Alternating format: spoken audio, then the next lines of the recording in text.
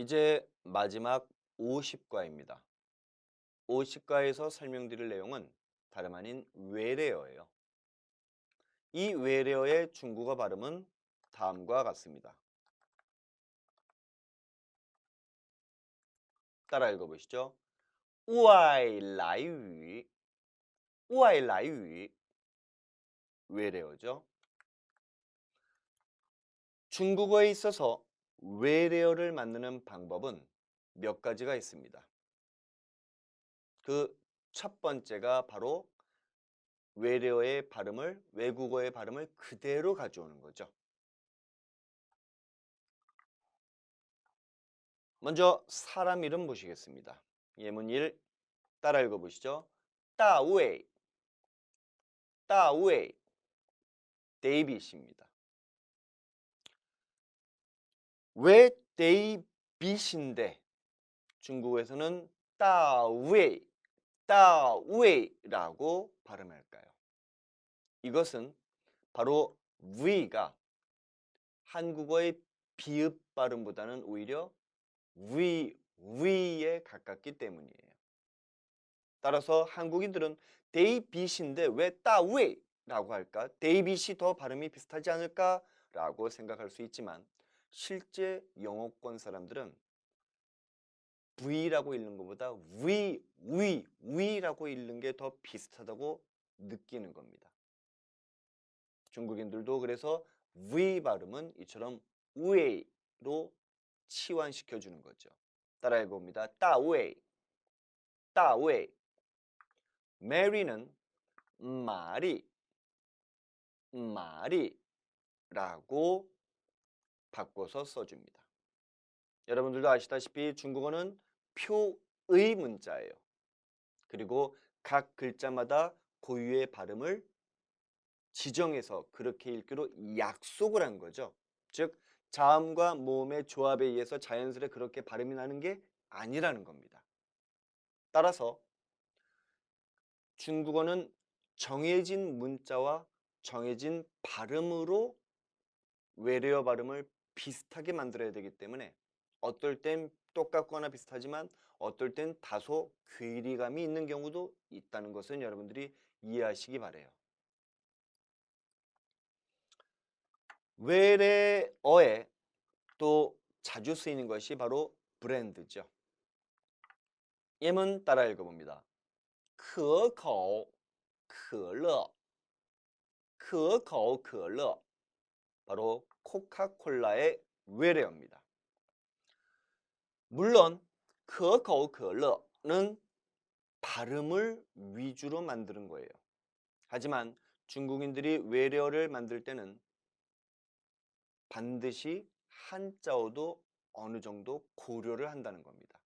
즉, 可口可乐는 철저하게 코카콜라의 발음을 치환한 거지만 사실상 의미도 기왕이면 좀 좋은 쪽으로 부여하려고 노력을 한다는 거죠. 可口는 맛있다는 뜻이에요. 可乐 그러니까 가히 乐 즐겁다. 마시면 즐겁다라는 의미도 분명히 있다는 것입니다. 그래서 이 可口可乐는 중국의 외래어 중에 가장 잘 만들어진 브랜드 1위로 꼽히고 있죠. 다음 보시겠습니다. 百事可乐, 百事可乐 이것은 펩시콜라의 음역어입니다. 음역은 중국어로 이렇게 표현하죠. 따라 읽어봅니다. 인이, 인이, 음역이 되겠죠. 이처럼 중국어는 중급 이상으로 갈수록 오히려 한국인에게 유리해요. 왜? 우리가 늘상 쓰는 단어의 한자를 찾아 발음만 중국어로 바꿔주면 그 자체로 통하는 경우가 굉장히 많기 때문입니다. 따라서 여러분들 절대 기본, 초급편에서 멈추지 마시고 이제 중급, 고급으로 계속해서 나아가시기를 바랍니다.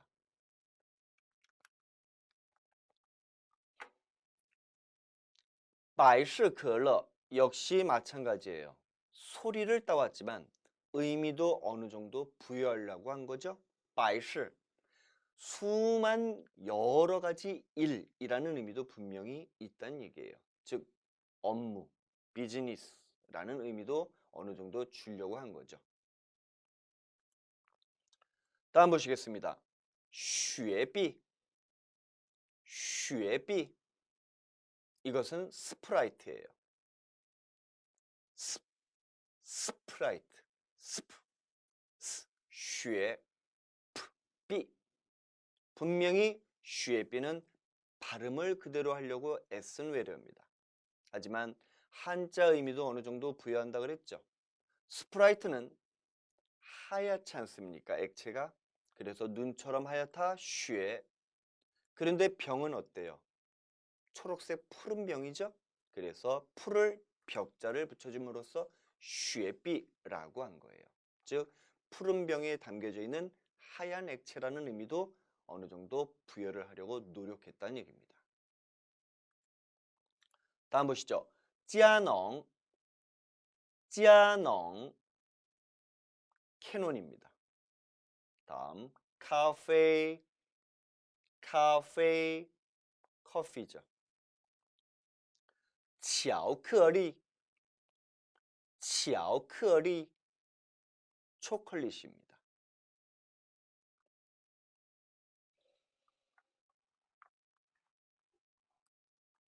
영어 이니셜로 돼 있는 회사들은 그대로 읽어줘요.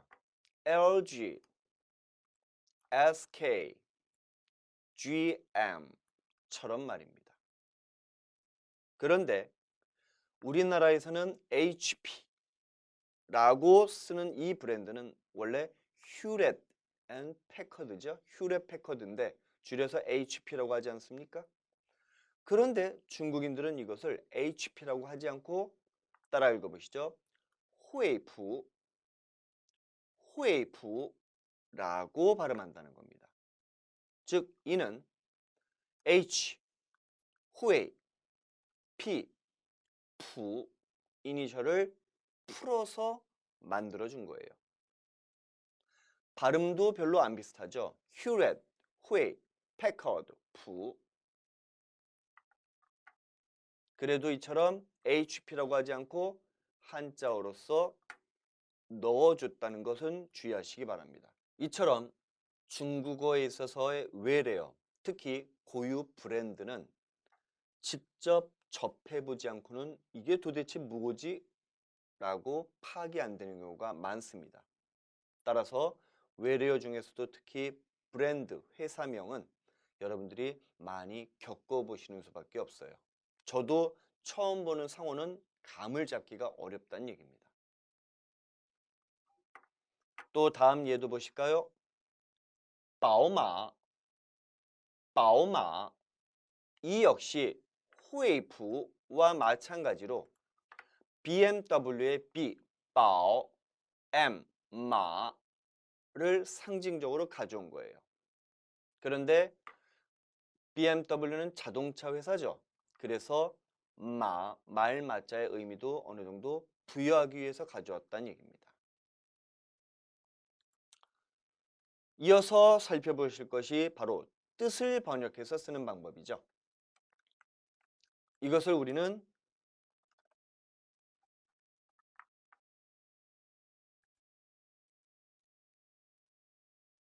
의역이라고 합니다. 따라 읽어봅니다. 이. 아까 처음에 설명드렸던 건 음역이니까 인이. 이제 뜻으로서 번역한 거니까 의역이죠. 중국어로는 이이. 이이라고 발음합니다. 대표적으로 다음의 단어들이 있죠. 따라 읽어봅니다. 电脑, 电脑. 컴퓨터는 전자두뇌. 그래서 电脑라고 표현했고요. 두 번째 보시죠. 따라 읽어봅니다. 空调, 空调.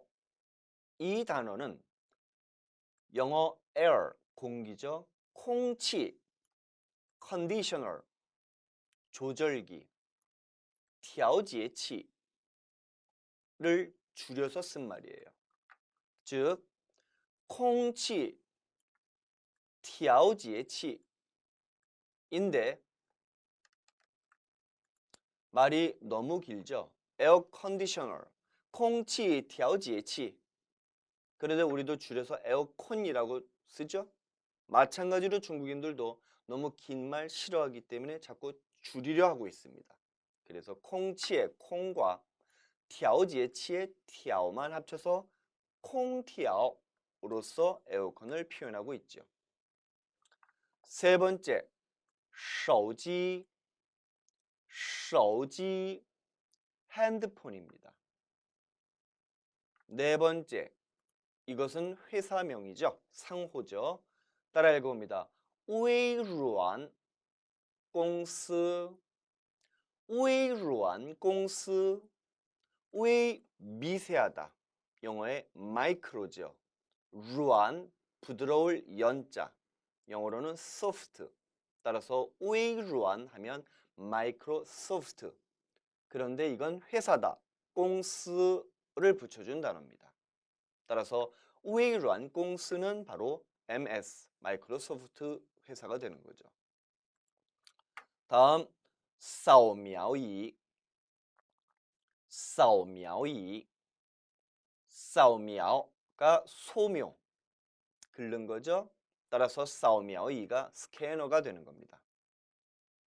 다음 大众汽车 大众대중이죠. 이것이 바로 폭스입니다. 폭스는 독일어죠. 근데 이게 영어가 되면 폴스, 대중의. 다음에 汽车 자동차. 영어로는 wagon, 독일어는 바겐. 즉 뜻을 의역해서 가져온 외래어가 되는 거죠. 따라해 봅니다. 大众汽车 대중 자동차가 즉 폭스바겐이 되는 겁니다. 다음 세 번째.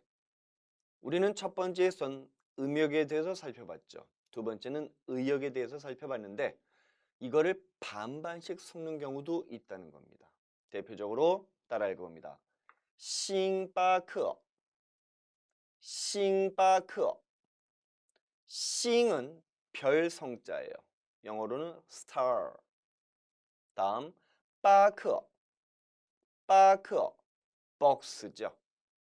그런데 이 박스는 의미를 가져온 게 아니라 발음만 가져와서 바크어로 바꿔준 겁니다.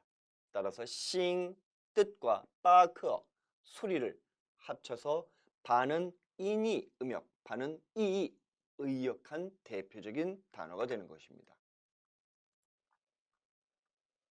다음 우왕바, 우왕바. 이 우왕은 그물망자입니다. 영어로는 net, 즉 network, 인터넷을 뜻하는 거죠. 다음 바는 영어의 bar, 우리 바 가서 뭐 양주 한잔 한다 그러잖아요. 그 바를 의역한 겁니다. 즉 우왕은 이이 의역이고 바는 인이 음역한 단어가 되는 것이죠.